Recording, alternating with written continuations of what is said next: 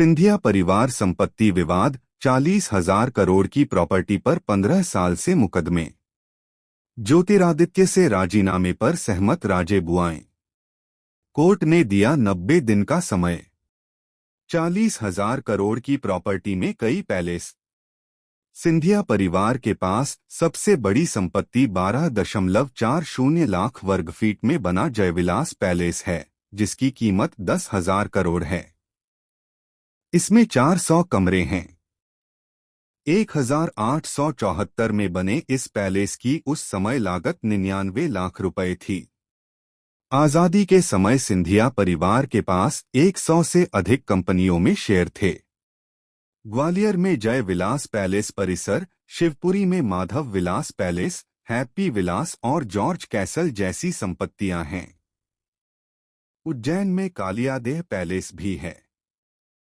दिल्ली में Gwalior house, Rajpur road पर एक प्लॉट और सिंधिया विला है।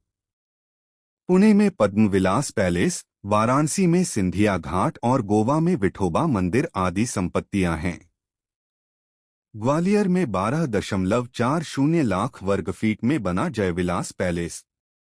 ग्वालियर के चर्चित सिंधिया पूर्व राजघराने में बुआओं, वसुंधरा राजे, यशोधरा राजे और उषा राजे और भतीजे केंद्रीय मंत्री ज्योतिरादित्य सिंधिया के बीच करीब 40,000 करोड़ रुपए की संपत्ति के लिए पिछले 1.5 दशक से चल रहे संपत्ति विवाद के समाधान की उम्मीद जगी है।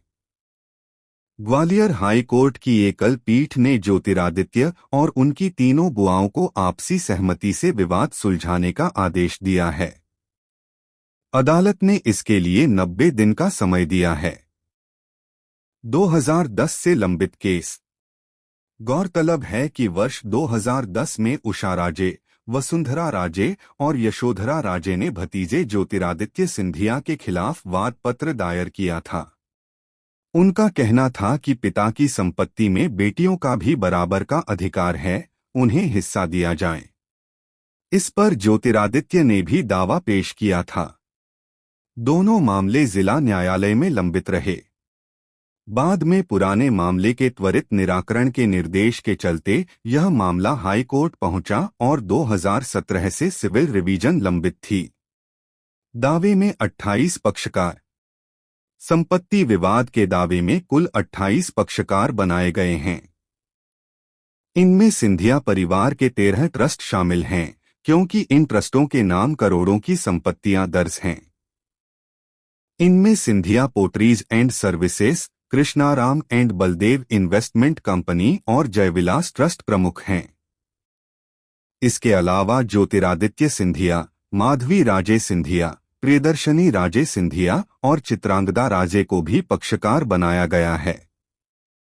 तो याचिका फिर बहाल होगी।